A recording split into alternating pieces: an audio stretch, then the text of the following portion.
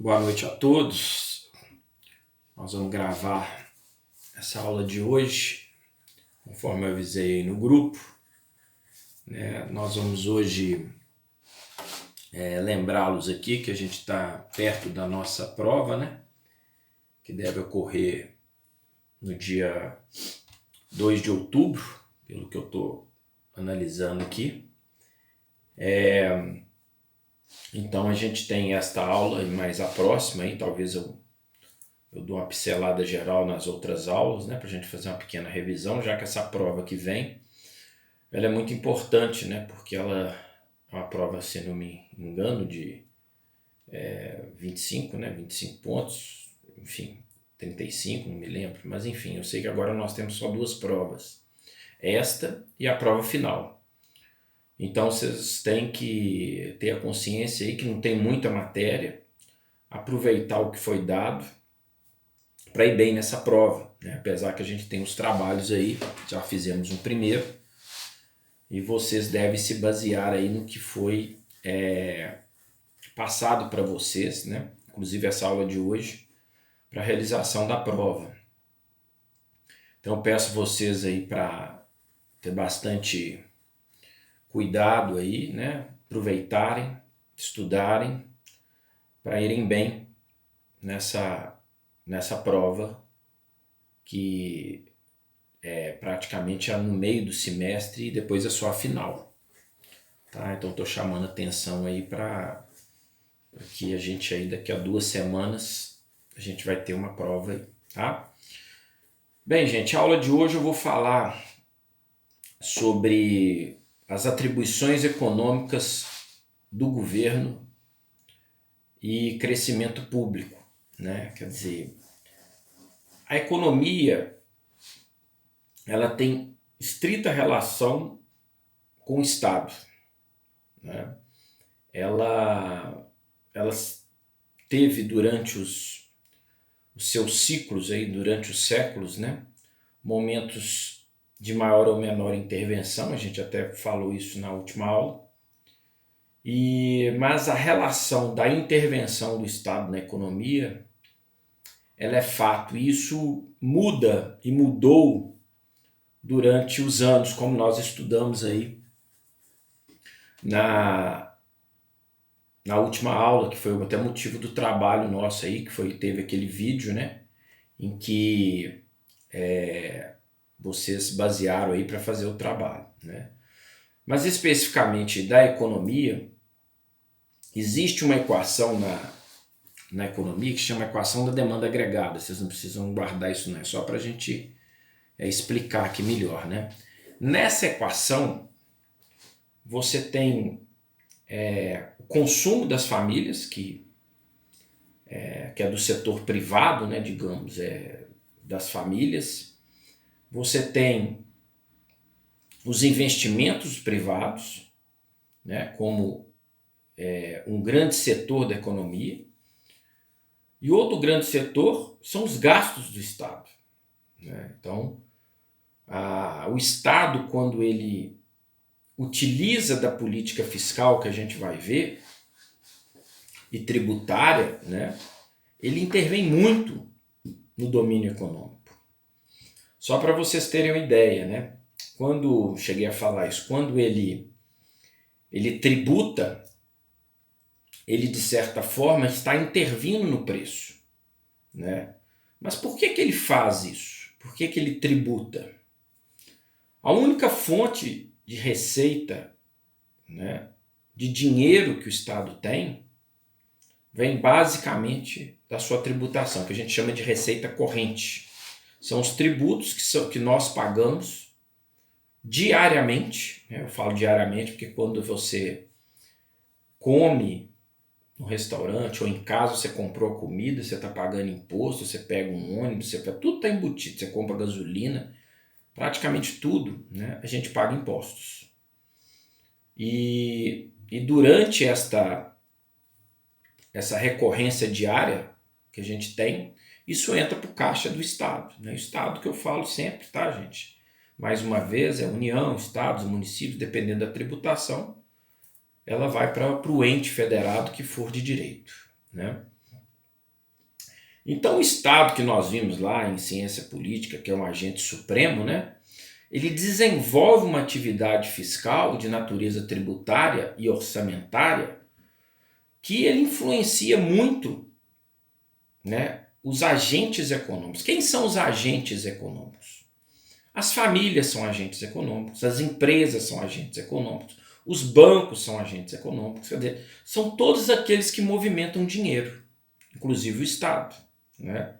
O agente econômico, ele pode ser pessoa física ou jurídica, que vai movimentar esse dinheiro na economia. Tá certo? Então, o Estado como agente preponderante da economia, né? Quer dizer,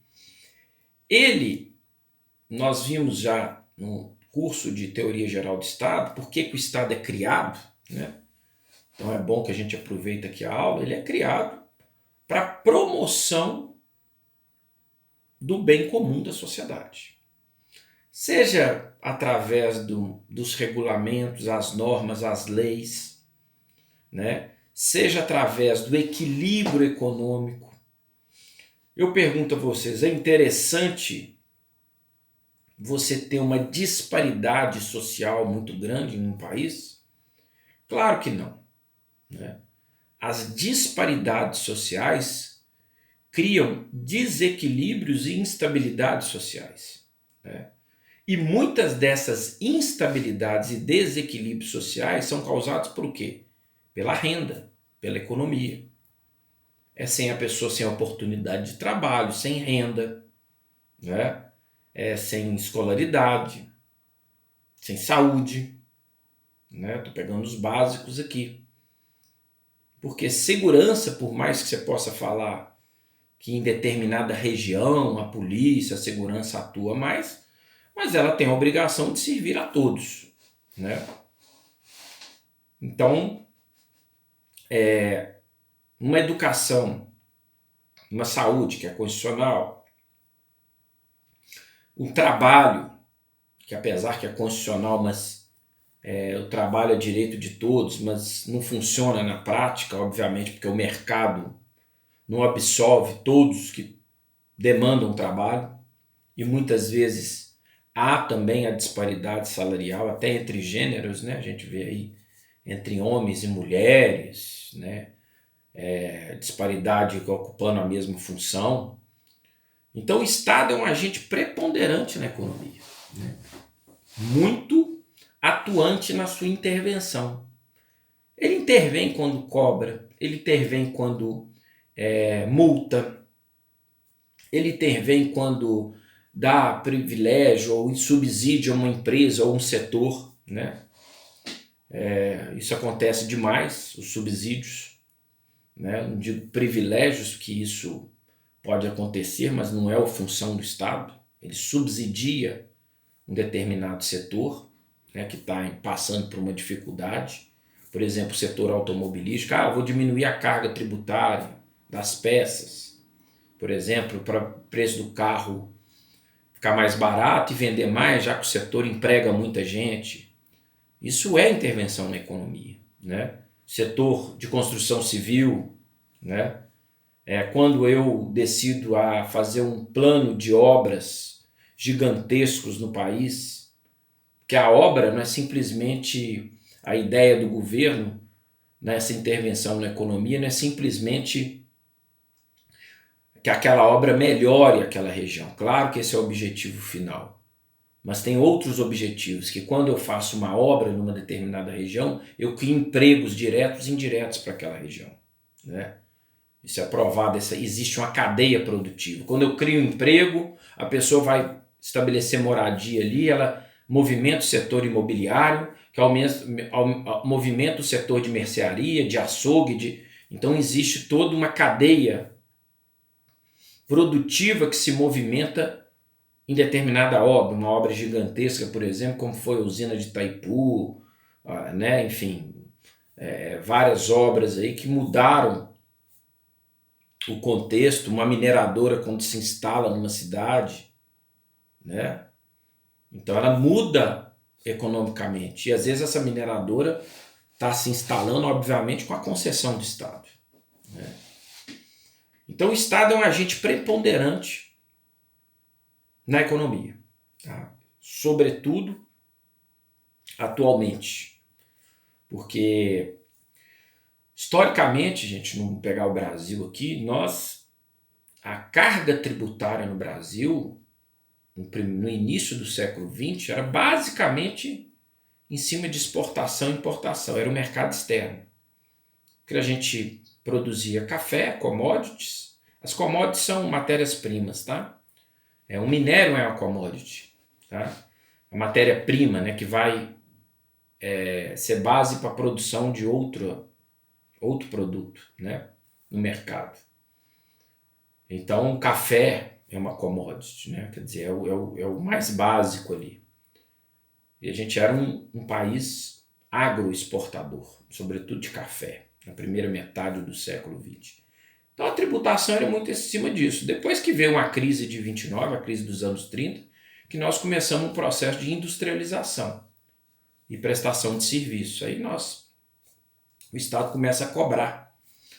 E naturalmente esse crescimento urbano, no crescimento urbano eu começo a ter mais demandas sociais, porque quando eu vou para a cidade, que foi chamado aí de êxodo rural, porque nós começamos a industrializar, as oportunidades de emprego da indústria estavam nos grandes centros, né? São Paulo, Rio, Contagem, Belo Horizonte, enfim, Porto Alegre, os grandes centros. Essa população do interior, para obtenção de emprego, veio para as cidades por melhores condições de vida. Nisso as cidades cresceram. Quando você cresce uma cidade, você cresce o quê? A demanda social. Eu preciso de mais escola, mais saúde, mais segurança. Naturalmente, isso é provido pelo Estado. Se o Estado precisa gastar mais, o que ele vai fazer? Como que ele arrecada mais? Através dos impostos. Através dos impostos. Então, aumenta-se a carga tributária, mas também aumenta a base de pessoas que pagam tributos, né? Então, através de uma necessidade do Estado de promover o bem social, o bem comum, através da economia, ele tributa e gasta. O Estado tem 3 funções importantes, gente. A função reguladora, estabilizadora e distributiva. Tá? Essas funções, a estabilizadora é uma função, isso aí vocês podem anotar, que no desequilíbrio econômico, quando acontecem os desequilíbrios econômicos, isso é muito comum hoje. Vou dar um exemplo. Vocês acham que se ocorrer, vamos pegar aqui que foi comemorado, infelizmente, né, recentemente, o 11 de setembro, aí, que vocês sabem do caso nos Estados Unidos. O 11 de setembro ocasionou uma queda mundial das bolsas de valores. A bolsa de Nova York fechou, foi uma desestabilização muito grande, né? Teve o crack, a crise de 2009, crise mexicana, crise na Grécia. Quando existe qualquer desequilíbrio ou problema financeiro em parte do mundo, dependendo do tamanho do mercado, isso é refletido aqui no Brasil. Quase que instantaneamente, porque o mercado hoje se comunica online, está ligado 24 horas por dia. Então, essa desestabilização causada internamente pode ser ou externa, porque muitas vezes é interno. Por exemplo, né, às vezes o presidente, sempre, né, isso acontece sempre, quando há uma suspeição do que o ministro da economia vai mudar. Você pode entrar na bolsa de valores, você vai ver como é que o mercado reage, para cima ou para baixo, e bruscamente. Então o mercado, a instabilidade econômica, ela pode vir internamente por uma crise política ou externamente também, fatores externos de outras economias. Então a função do Estado quando há o desequilíbrio, é voltar com ações de política econômica para voltar ao equilíbrio. Ele aumenta a taxa de juros, ele aumenta a carga tributária para um setor, ele desonera outro setor. Ele vai ter que analisar caso a caso para aplicar o remédio que é melhor ali naquele momento, para que a economia volte a crescer. Exemplo, tá? Que é uma ação econômica, de política econômica, os R$ 600 do governo. A pandemia é um belo exemplo, ela não veio provocada pelo Brasil. O que nós sabemos, né, pelo menos que é falado, que ela começou na China, do outro lado do mundo, no final do ano passado. Então é uma crise de saúde que virou uma crise econômica. E, obviamente, economia ligada ao social, que vai virar uma crise social. Então a pandemia é um bom exemplo que não foi ocasionada pelo Brasil. Em março ela chegou aqui e foi decretado, ela chegou um pouco antes, eu acho, mas em março, que foram os primeiros casos, foi decretado estado de calamidade. E aí o depois todo mundo sabe, estamos vivendo até hoje. Com a crise na saúde, o que aconteceu? Com o fechamento brusco do comércio, dos meios de produção, com o encerramento da atividade econômica bruscamente, os empregos sumiram. Milhares e milhões de pessoas foram desempregadas, ficaram desempregadas. Então a crise de saúde gerou uma crise econômica, que obviamente vai gerar uma crise social. Porque menos gente trabalhando, menos renda, você vai ter problemas sociais, né? A pessoa para de pagar a escola, alunos nossos, né, que da faculdade saíram da escola, pais que tiram os filhos da escola, tem problema de pôr comida na mesa, aí gerou um problema social. Qual foi uma das ações do governo, das diversas ações, inclusive na área da saúde, para tentar minimizar o efeito da crise de saúde que virou crise econômica? Ele injetou na economia bilhões de reais para essa população vulnerável, grande parte que não tinha renda, que é esse programa dos R$ 600, e de fato minimizou o problema social. E a economia hoje está recuperando mais rápido do que se imaginava, né? Porque nos primeiros diagnósticos que eram feitos, a economia agora daqui a 3, 4 anos, e não é isso que a gente está vendo. Parte da recuperação, há outras ações, por exemplo, que é deixar de pagar as parcelas de apartamento, né? Provisoriamente, quer dizer, dívidas foram renegociadas, suspensão de prazo de pagamento de dívidas. Isso tudo foi feito pelo governo, pelos governos, né? Porque o federal fez, o estado fez, o município fez. Então, são ações de política econômica, que de fato, hoje a gente está vendo os resultados, minimizaram o problema. A economia está voltando mais rápido do que eles esperavam. Porque o governo interviu com ações, né? Os governos, tá, gente? Aí a prefeitura deixou de cobrar IPTU, diminuiu taxa de juros, isentou multa, enfim. Tanto privado quanto público fizeram várias ações. Umas legalmente determinadas pelo governo. Então esse é um belo exemplo. Como que o Estado pode intervir para que voltasse o que eu estou falando? A função de estabilização. Essa é a função estabilizadora econômica do Estado. E também ele promover ações que os empregos voltem, que é o principal, né? Porque os R$ 600 a gente sabe que não vai ser para sempre. Então uma das funções dele também vai ser de promoção do emprego. né? Então ele tem que fazer ações, está fazendo ações para tentar voltar as pessoas ao mercado de trabalho, que é o principal, que aí a roda começa a girar favoravelmente. Essa é a função estabilizadora dele, né? A outra função é a distributiva, também importantíssima. A função distributiva, ela tem o seu objetivo é a distribuição de renda para que se torne mais equânime a sociedade em termos econômicos. Em termos de teoria, falando teoricamente, o Estado, através da carga tributária, ele tira parte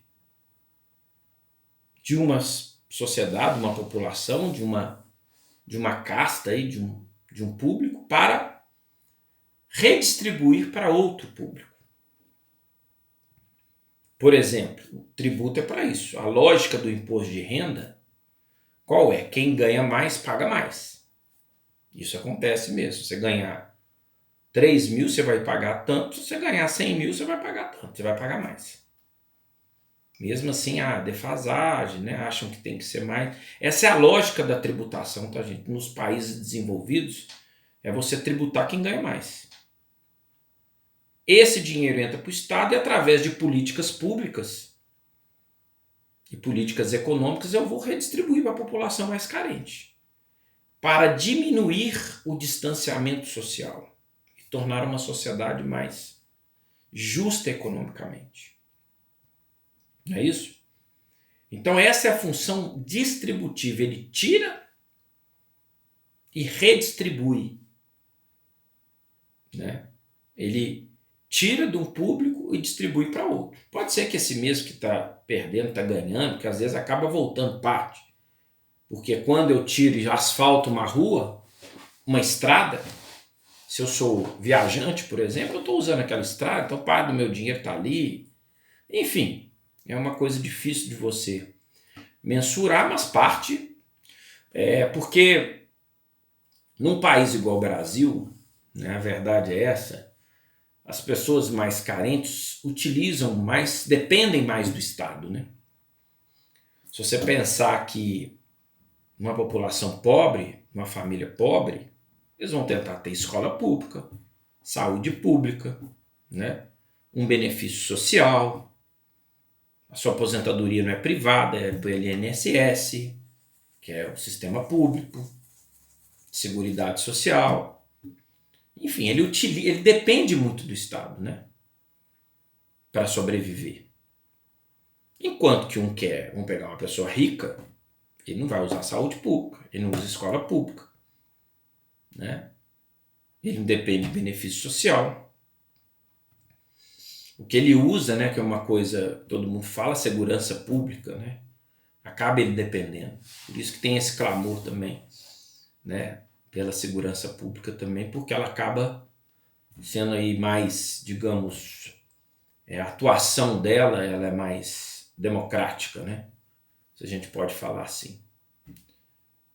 Então essas pessoas que são mais carentes utilizam mais o serviço público. E as que são, a gente vai ver lá quando a gente falar de tributação, que a capacidade de pagar e os que são beneficiários, né? Como que você pode cobrar o tributo? Quem utiliza mais e quem tem capacidade de pagamento, que é a que é a mais usada. Então, nesse contexto, essa função distributiva ela tem uma função muito social, né? Muito nobre por parte do Estado, de tentar redistribuir a renda da economia para a sua sociedade. De forma, qual que é o objetivo? A diminuir as distâncias sociais e economicamente falando. Diminuir essa distância, porque essa população que é mais carente tenha mais recursos e políticas para ela ser atendida, né? Já que a outra classe tem isso pago. tá certo? A outra, eu falei aí um outro nome, mas é a alocativa, tá? Função alocativa do Estado. Estabilizadora, distributiva e alocativa. É o que a gente tem que lembrar, às vezes a gente esquece aqui. A função alocativa, que é a terceira, ela tem a função, o Estado tem a função, isso é tudo economicamente, de alocar seus recursos, tá, em locais e regiões de forma a beneficiar um número maior de pessoas. Exemplo, aí vai ficar claro para vocês. Quando eu tenho, vou falar aqui em Minas, hoje a Copasa e a CEMIG, elas são empresas de economia mista. Ela é uma economia aberta, né, tanto que qualquer um pode comprar ações, ela está no mercado aberto. Fala que é mista porque o sócio majoritário é o Estado, com 51% no caso da CEMIG, das ações. Não sei se é isso mais, mas até pouco tempo era. Mas eu acho que é porque é o que tem direito a indicar o presidente. Tanto que falam em privatizar. Ela ainda é uma empresa pública, né? Economia mista. Porque a sua contabilidade é financeira, é privada. Então a CEMIG, ela para investir em distribuição de energia, fornecimento de energia, sendo uma empresa que tem acionista, ela tem que dar lucro. Se ela der prejuízo, as ações vão cair, os caras vão sair fora e a empresa vai quebrar. Então, quando ela investe, pensa numa empresa privada, ela vai cobrar por isso. Ela tem que cobrar, ela não vai fazer de graça. Tá? Parte. E como que faz com regiões que não têm condição de pagar? No caso da água, por exemplo, que tem que ter um investimento às vezes grande. Pensa num centro, numa cidade, no interior, e que você tem uma zona rural, distante, 30, 40 quilômetros. Como que você vai levar água encanada lá? Você vai pegar saneamento básico, você vai pegar e vai fazer a obra para chegar lá. Essa obra custa dinheiro. E a Copasa tem ações. Ela tem que cobrar por esse investimento. Então, muitas vezes, vamos supor, se ela está num centro urbano, é fácil, assim, relativamente, porque qualquer aumento de investimento ali vai pegar muita gente. Se aumentar ali 1 quilômetro no local que tem muitos prédios, vai pagar aquele investimento, porque é muita gente consumindo aquele 1 quilômetro ali, na região de prédios, por exemplo. Então, agora, eu faço 30 quilômetros para 10 famílias, o preço que eles vão pagar, e geralmente pessoas pobres, não vai compensar o investimento. Concorda? Então, se ela fosse uma empresa sem a intervenção do Estado, ela simplesmente não vai fazer. Porque não compensa. Aquele investimento dela vai dar prejuízo, que eu estou fazendo 30 quilômetros para beneficiar 30 pessoas, por exemplo. Sendo que essas 30, essa é 4, 5 famílias, que vão pagar 4, 5 contas para pôr 30 quilômetros de cano, de obra. Aí entra o Estado na função alocativa. Ele vai subsidiar parte desse investimento, porque ele tem o lucro social que ele precisa. Tá certo? Ele vai fazer para que chegue nessa população de forma subsidiada. O Estado criou a Copa Nor, que no norte tinha muito esses casos que eu estou falando.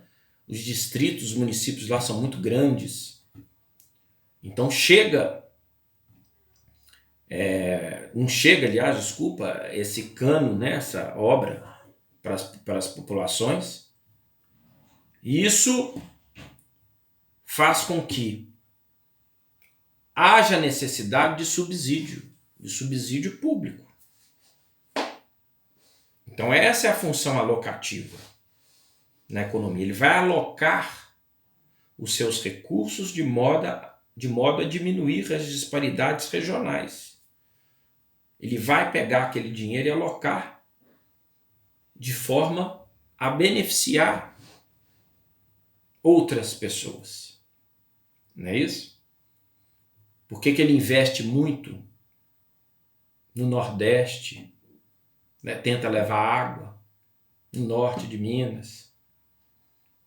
Porque o capital privado não vai lá. Outro exemplo, dentro dessa alocativa também, que eu sempre falo, uma das principais, um dos principais fatores para desenvolvimento, gente, de uma cidade, de uma região, é você ter mecanismos de escoar a produção, seja por via marítima, viária, estradas, né? Hídrica, por rios, né? Hidroviária, né? Ferroviária, tá? São formas de você escoar a produção que chega, né? Hidroviária, ferroviária, viária, marítima. Então essas são formas de você ter a logística de escoamento de produção.